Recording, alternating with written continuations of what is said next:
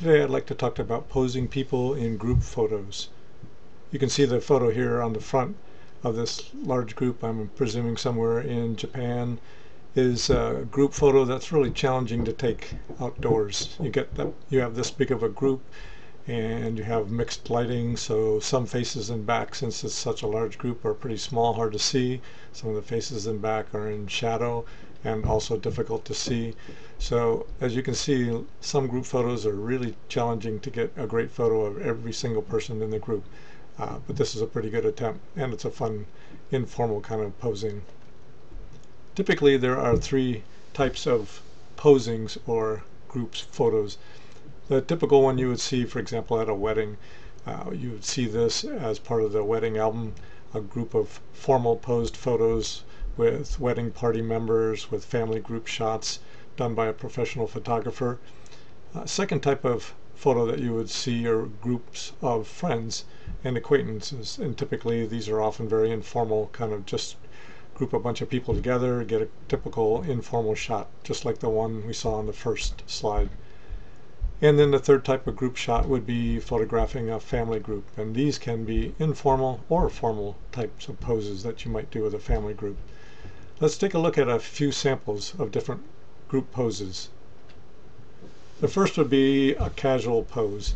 Here it would be acquaintances, might be colleagues at work, might be some students from a class, and the key here, get them clustered close together. They can be posing similarly as these are with their arms crossed, but the key is to have all faces visible to the camera in order to get this shot. Here's one with friends. This is a really common shot, works quite well even though it's pretty common. Just have friends clustered close together, arms around each other, big smiles, and you have a great memory that you just captured of friends together.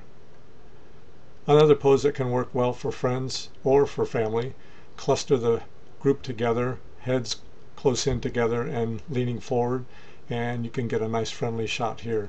You can see the photo example here works quite well of this group. I'm assuming a family group.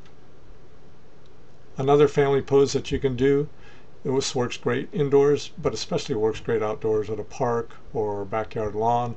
Have everyone seated and again clustered close together, arms around each other in some way or another, showing how close and loving this particular group of families are. Works well for most any family.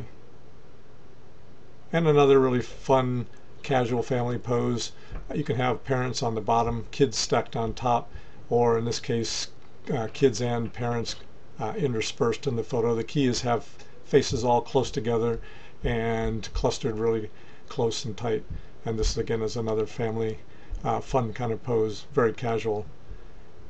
As you can see from these, this is just a small sampling of possible group posing that you can do.